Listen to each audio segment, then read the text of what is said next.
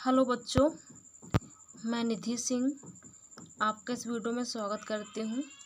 हम पढ़ रहे थे क्लास 10th की मैथमेटिक्स। चैप्टर का नेम था बहुपद और इस चैप्टर में हमने एक्सरसाइज 2.1 कंप्लीट कर लिया था। आज हम पढ़ेंगे एक्सरसाइज 2.2।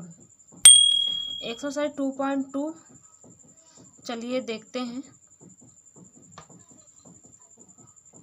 पहले हम देखेंगे एक्सरसाइज 2.2 के पहले एक हम एग्जाम्पल देखेंगे, इसके बाद एक्सरसाइज 2.2 के कुछ क्वेश्चन करेंगे। चलिए देखते हैं। द्विघाती बहुपद।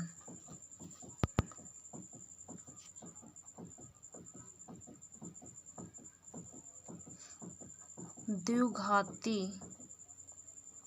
बहुपद, जिस बहुपद में दो घातें होती हैं उसे कहते हैं हम द्विघाती बहुपद। ax² plus bx plus c, जहाँ a हमारा इज नॉट इक्वल टू 0, जहाँ a हमारा 0 के इक्वल नहीं होता, इसे कहते हैं द्विघाती बहुपद। इसमें दो घात हैं, x² है, जहाँ मतलब द्विघाती बहुपद मतलब जिसमें घात दो हो उसे हम कहेंगे द्विघाती बहुपद। अब देखिए, अगर ये बहुपद है, अगर हमको शून्यांक पता करना है तो कैसे निकालेंगे। देखिए, लिखेंगे नीचे माना द्विघाती बहुपद, माना द्विघाती बहुपद ax² plus bx plus c के शून्यांक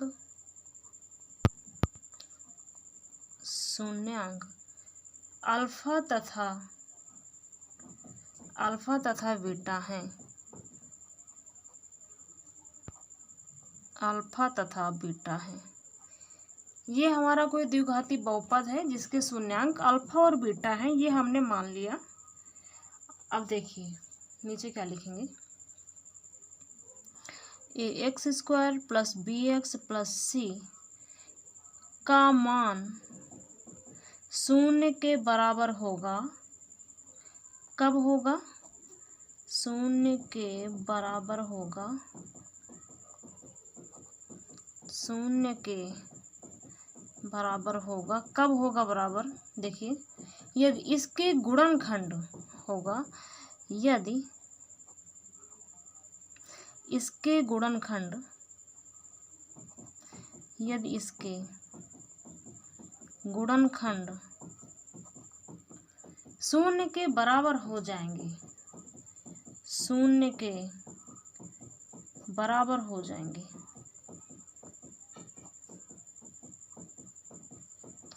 कहने का मतलब ये है कि जैसे कोई इक्वेशन है, हमारा कोई समीकरण है, द्विघात इक्वेशन है, जब हम उसका गुणनखंड करेंगे तो अल्फा और बीटा जो हमारी वैल्यू आएंगी, जो शून्यांक होंगे हमारे अल्फा और बीटा होंगे, और ये 0 के बराबर तब होगा जब इनके गुणनखंड जो हम करेंगे, गुणनखंड 0 के बराबर हो जाएंगे, तब होगा, उसे हम कहेंगे द्विघाती बहुपद। एक एग्जाम्पल के माध्यम से देखेंगे तब आपको समझ में आएगा। एक उदाहरण लेते हैं हम। x² plus 5x plus 6। अगर मैं कहूँ कि इस समीकरण का द्विघाती बहुपद से कंपेयर करो, कंपेयर करने के लिए अगर मैं कहूँ तो आप बोलेंगे कि a की वैल्यू जो है हमारी x, मतलब x² का जो गुणांक है वो होगा हमारा 1, मतलब a का मान 1 हो गया, और x का जो गुणांक है 5 है। इधर देखिए b है, मतलब b का मान हो गया हमारा 5, और c तो कांस्टेंट होता है, c हो गया हमारा 6। अब हम इसके गुणनखंड कैसे पता करेंगे, कैसे निकालेंगे? हमको नहीं आता गुणनखंड हम कैसे करेंगे, उसके लिए मैं बता दूं। ए क्रॉस सी निकालेंगे पहले। ए इंटू सी बराबर 1, ए है 1, सी है हमारा 6, तो गुणा करेंगे तो आएगा हमारा 6 आ गया हमारा। अब हम देखें अगर बी है हमारा 5, बी हमारा 5 है, प्लस का है, तो 5 को हम कैसे तोड़ें, 5 को हम कैसे तोड़ें कि गुणा करने में तो 6 आए और जोड़ने में 5 आए। दो ऐसी संख्याएं ढूंढेंगे हम कि गुणा करने में तो 6 आए, वो भी प्लस का आए, और दो संख्याओं को जोड़ने में भी 5 आए। तो ऐसी संख्याएं तो 3 और 2 हैं, 2 और 3 मैंने ले लिया। मैंने प्लस है तो मैंने प्लस का 2 लिया, इधर प्लस का 3 लिया, मैंने 5 को ऐसे तोड़ दिया, बीच में प्लस का चिन्ह लगाया। अगर मैं इसको ऐड करूं तो ये मेरा प्लस का 5 आएगा, और इधर अगर मैं प्लस का 2 और बीच में इंटू लगा दूं प्लस का 3, तो ये आएगा हमारा 3 2 जा 6। तो यहाँ हमारी दोनों शर्तें मंजूर हो जाती हैं। देखिए गुणा करने में तो 6 आ रहा है और जोड़ने में हमारा 5 आ रहा है। यही अच्छा सबसे बेस्ट तरीका है गुणनखंड करने का। अब हम देखेंगे, अब इसका करेंगे गुणनखंड। देखिए x² plus 2x plus 3x plus 6, इसमें x कामन है, x कामन ले लिया, इसमें x बचा x प्लस 2, इसमें 3 कामन है, हमने 3 कामन ले लिया, x प्लस 2। अब इसमें देखिए x प्लस 2 कामन है दोनों में, x प्लस 2 हमने ले लिया, और इधर देखिए x प्लस 3, इधर आ जाएगा x प्लस 3। अब देखिए क्या लिखेंगे, x² प्लस 5x प्लस 6 का मान 0 होगा। कब होगा? यदि x प्लस 2 तथा x प्लस 3 इक्वल 0 हो, तब होगा। चलिए अब हम इसको लिखेंगे।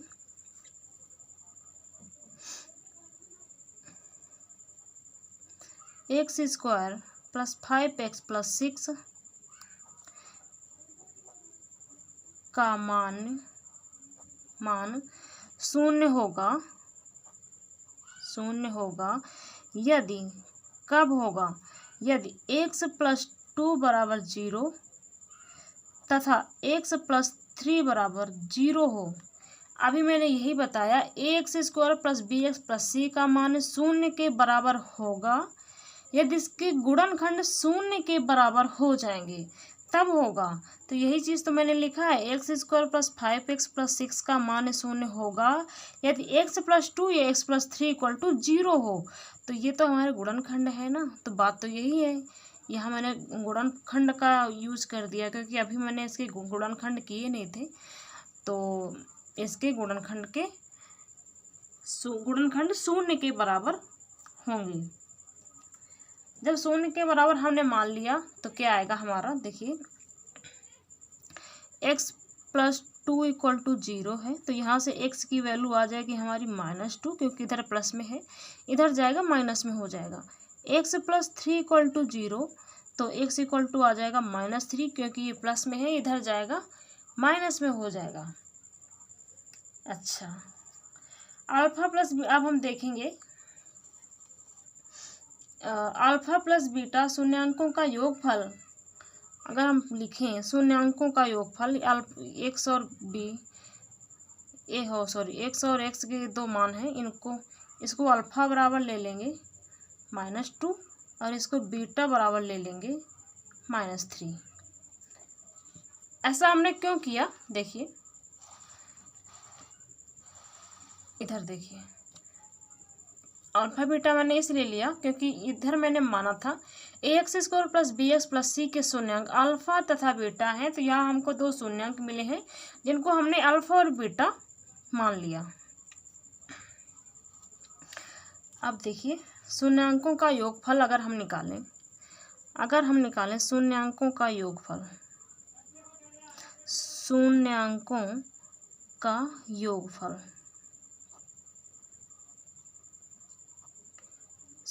का योगफल मतलब शून्यांक तो हमारे ये हैं, तो लिखेंगे -2 प्लस -3 इक्वल टू आएगा माइनस का 5/1, क्योंकि नीचे कुछ नहीं है, नीचे कुछ नहीं है तो मैंने 1 लिख दिया, नीचे कुछ नहीं है तो मैंने 1 लिख दिया। अब हम इसको देखेंगे, 5 हमारा किसका गुणांक है? 5 हमारा x का गुणांक है, तो इसको हम ऐसे बराबर का चिन्ह लगाएंगे और इधर हम लिखेंगे, माइनस तो बाहर लगा लेंगे, अब ब्रैकेट में लिखेंगे x का गुणांक, क्योंकि 5 हमारा x का गुणांक है, तो लिखेंगे इधर ब्रैकेट में x का गुणांक, x का गुणांक लिख दिया, ब्रैकेट बंद कर दिया। नीचे देखिए 1 है, 5/1 माइनस 5/1, माइनस तो ये लिख दिया मैंने, और 5 हमारा x का गुणांक है, मैंने लिख दिया x का गुणांक, ठीक है। और नीचे 1 है, तो 1 किसका गुणांक है? 1 हमारा x² का गुणांक है, a इक्वल टू 1 हमारा x² का गुणांक है, तो नीचे लिखेंगे x² का गुणांक। अगर आपको मैं ये लिख के दे दूं और ये समीकरण दे दूं, मैं आपको ये समीकरण दे दूं और ये लिख के दे दूं, अगर मैं आपसे कहूं कि इसको लिख के बताओ, इसको क्या लिखेंगे, तो आप पहले माइनस लगाएंगे, आप इधर देखेंगे x का गुणांक, x का गुणांक देखने के बाद अब सीधा इस समीकरण में आ जाइएगा। यहाँ देखना x कहाँ है, x मतलब 5, x का गुणांक हमारा 5 है, तो -5 हो गया, और x² का गुणांक, x² का गुणांक 1 है, मतलब 1 आ गया, -5/1। जो ये है वही ये है, वही ये है, बस लिखने का तरीका बदल गया है, बस लिखने का तरीका बदल गया है। अब हम देखेंगे शून्यांकों का गुणनखंड, शून्यांकों का गुणनफल देखेंगे। देखिए शून्यांकों का गुणनफल,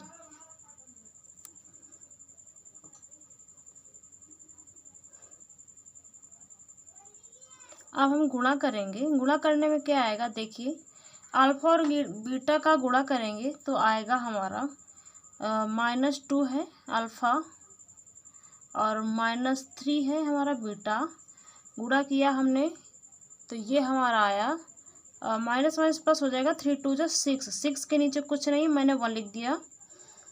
इसको हम क्या लिख सकते हैं? इसको हम लिख सकते हैं 6 तो हमारा अचर है, नित्यांक है, कांस्टेंट है, इसे हम लिखेंगे अचर या तो नित्यांक, अचर या तो नित्यांक, कुछ भी लिख दीजिए। इसके नीचे 1 है तो मतलब x² का गुणांक, x² का गुणांक।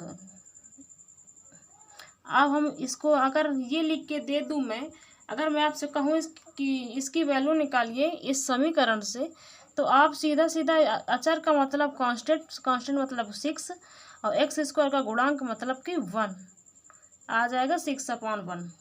अगर शून्यांकों का योगफल या शून्यांकों का गुणनफल न लिख के मैं अगर डायरेक्ट लिख दूं अल्फा प्लस बीटा या अल्फा बीटा, तो उसमें कोई दिक्कत नहीं होनी चाहिए। देखिए मैं बता दे रही हूँ, शून्यांकों का योगफल तो हो गया हमारा अल्फा प्लस बीटा, और शून्यांकों का गुणनफल हो गया हमारा alpha beta. Alpha plus beta बराबर होता है माइनस का b/a और अल्फा बीटा बराबर होता है c/a। कैसे होता है चेक कर लीजिए। अल्फा प्लस बीटा शून्यांकों का योगफल हमने निकाला, ये आया -b/a, माइनस इसके तहत अगर देखें, इसके अनुसार देखें तो -b की वैल्यू हमारी 5 है, 5 के आगे माइनस लगा देंगे, और a की वैल्यू हमारी 1 है, तो ये हो जाएगा हमारा -5/1। देखिए b की वैल्यू तो हमारा 5 है, 5 लिख दिया, माइनस आगे लगा है, a का कोफिशिएंट हमारा x² का देखिए 1, माइनस का 5 हो गया और इधर 1 हो गया। अब alpha beta equal to c/a, c का मतलब होता है कांस्टेंट, कांस्टेंट का मतलब होता है 6, और सॉरी इसका मतलब होता है 6, कांस्टेंट मतलब 6 और अपान x² का गुणांक मतलब नहीं सॉरी अपान a मतलब x² गुणांक मतलब 1। वही चीज़ आया है हमारा अल्फा प्लस बीटा, ऐसे शॉर्ट में लिख सकते हैं आप, या तो आप ऐसे कर लीजिए, कोई दिक्कत नहीं है। शून्यांकों का योगफल, शून्यांकों का गुणनफल। अब हम देखेंगे एक्सरसाइज 2.2। चलिए देखते हैं। ये है प्रश्नावली हमारी 2.2। इसका क्वेश्चन नंबर फर्स्ट है हमारा। इसमें और सारे भी पार्ट्स हैं, 2-3 पार्ट्स और हैं, तो मैं केवल 2 ही पार्ट्स बताऊंगी और इसी तरीके से आप कर लेना उनको। इस वीडियो में केवल यही 2 पार्ट्स देखेंगे, बाकी के कल दूसरी वीडियो में देखेंगे। चलिए शुरू करते हैं। फर्स्ट पार्ट हम शुरू करेंगे। देखिए फर्स्ट है हमारा x² - 2x - 8। अगर मैं कहूँ आप इस समीकरण से x² + bx + c से कंपेयर करो तो वैल्यू क्या आएगी। a की वैल्यू आएगी हमारी, a की वैल्यू आएगी 1, b की आएगी हमारी -2 और c का आएगा -8।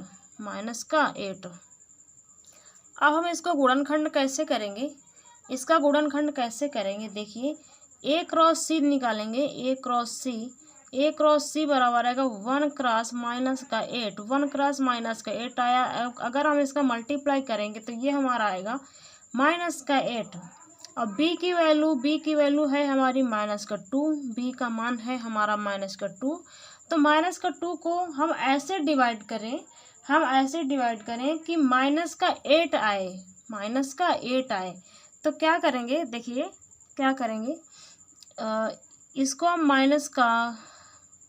अगर हम इसको -4 ले लें और +2 ले लें तो क्या आएगा बताइए। देखिए अगर -4 और +2 करेंगे, प्लस अगर हमने किया तो ये आएगा हमारा -2 आ जाएगा हमारा ये।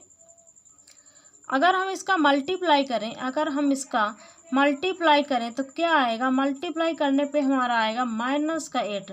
तो देखिए -2 भी आ गया, -8 भी आ गया। यही तरीका है, यही बेस्ट तरीका है गुणनखंड करने का। गलत भी नहीं होगा, आप इसी तरह से करिएगा। अब हम इसका गुणनखंड करेंगे। x² - 2x - 8, इसका हम करेंगे गुणनखंड।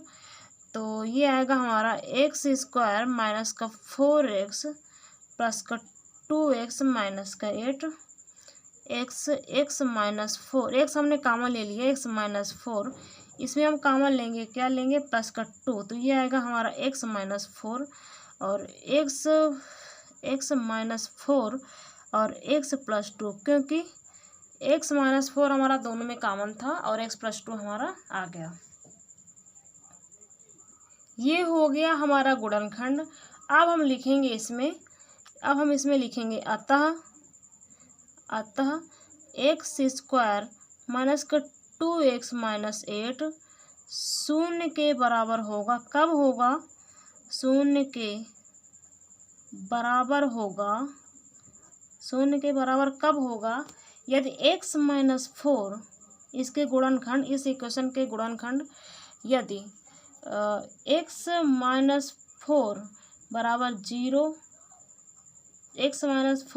0 तथा x +2 बराबर 0 हो तो क्या आएगा। देखिए x -4 = 0, x +2 = 0। तो ये आ गया x = 4 और ये आ गया x = -2। तो अल्फा का मान आ गया हमारा 4 और बीटा का मान आ गया हमारा -2। चलिए अब हम जांच करते हैं, सत्यता की जांच। इसने जांच करने के लिए बोला हुआ है, सत्यता की जांच कीजिए। इसने जांच करने के लिए बोला है। देखिए संबंध की गुणांकों के बीच के संबंध की सत्यता की जांच कीजिए। ये जो हमारे शून्यांक हैं इनकी सत्यता की जांच करनी है। चलिए अब हम सत्यता की जांच करेंगे।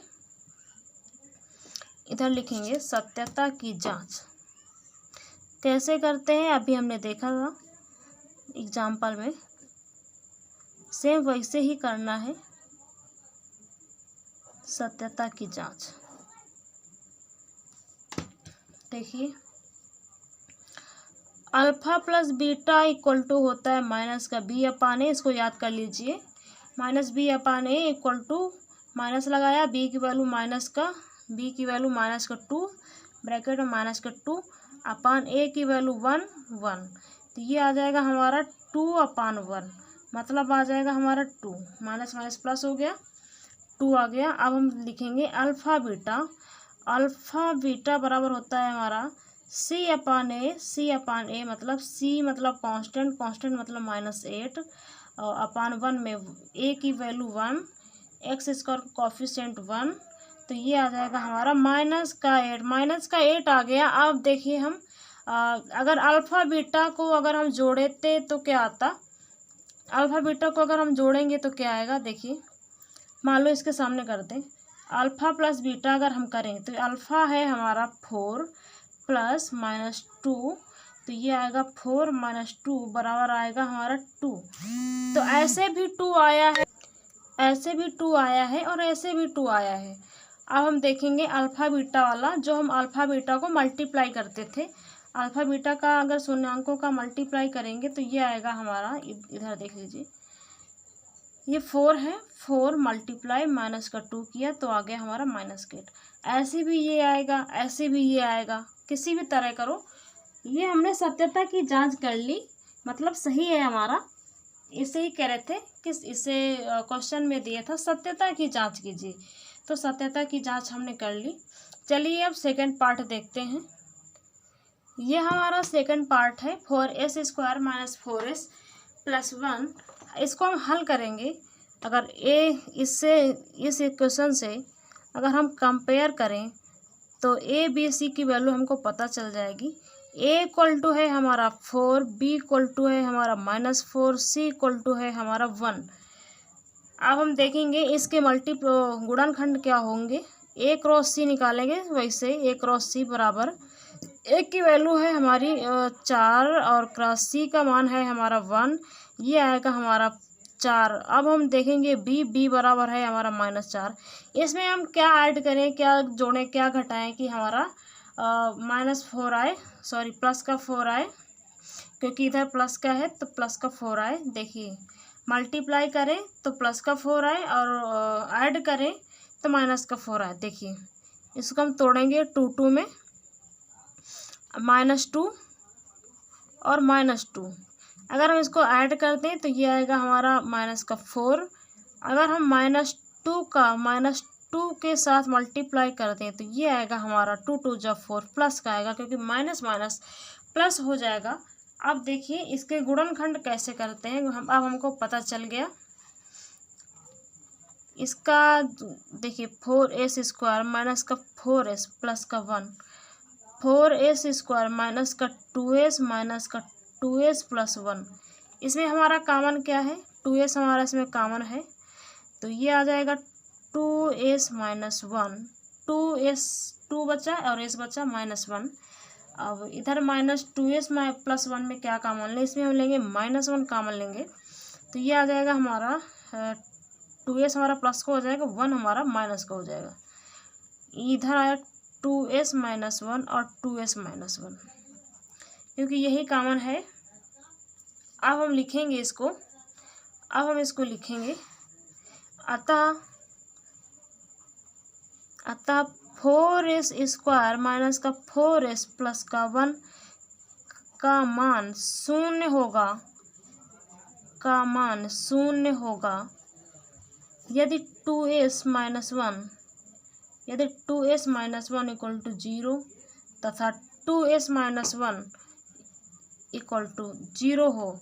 तो वही चीज़ है, 2s - 1 सेम है, तो इधर हम लिखेंगे 2s - 1 इक्वल टू 0, मतलब 2s इक्वल टू माइनस इधर प्लस में हो जाएगा 1, तो s का मान हमारा आएगा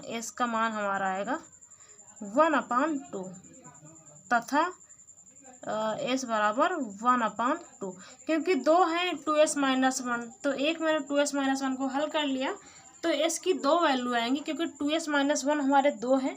अब हम देखिए अल्फ़ा का मान आ गया हमारा, अल्फ़ा और बीटा का मान हमारा सेम है, अल्फ़ा हाफ है तो बीटा भी हमारा 1/2 है। s और s मतलब 2 मान आए, अल्फ़ा बीटा हमारे दोनों सेम हैं। अब हम देखेंगे अल्फ़ा प्लस बीटा क्या होता है। Alpha plus beta equal to होता है माइनस का बी अपान ए, माइनस का बी अपान ए, माइनस लगाया, बी की वैल्यू माइनस का 4 अपान ए का वैल्यू हमारा 4, तो ये आ जाएगा माइनस माइनस प्लस, ये आ जाएगा हमारा 1। और अल्फ़ा बीटा इक्वल टू देखिए सी अपान ए होता है, सी अपान ए, तो सी अपान ए में क्या हम लिखेंगे अल्फ़ा बीटा, सी की वैल्यू है हमारी 1, सी की वैल्यू है हमारी, इस इक्वेशन में देखेंगे सी की वैल्यू है हमारी 1, सी का मान है हमारा 1 हमने लिख दिया। सी का मान है हमारा 1, ए का मान है हमारा 4, ए का मान है हमारा 4, तो ये आया 1/4। अगर हम अगर शून्यांकों का हम योगफल करते, शून्यांकों का योगफल अल्फ़ा प्लस बीटा करते, अगर इस तरह न करके करते तो देखिए half plus half, alpha plus beta, half plus half हमारा आता 1, और अल्फ़ा बीटा अगर मल्टीप्लाई करते 1/2 मल्टीप्लाई 1/2, ये आता हमारा 1/4। चाहे ऐसे करो चाहे ऐसे करो, बात वही है, सत्यता की जांच हमारी हो गई। यही कह रहा था क्वेश्चन में, यही हमको करना था। आई होप आपको समझ में आया होगा। आज की वीडियो आपके लिए हेल्पफुल रही हो। Please like comment and subscribe. अगर कोई डाउट हो तो कमेंट में ज़रूर बताएं, और like subscribe and share. Thanks for watching. जय हिंद, जय भारत।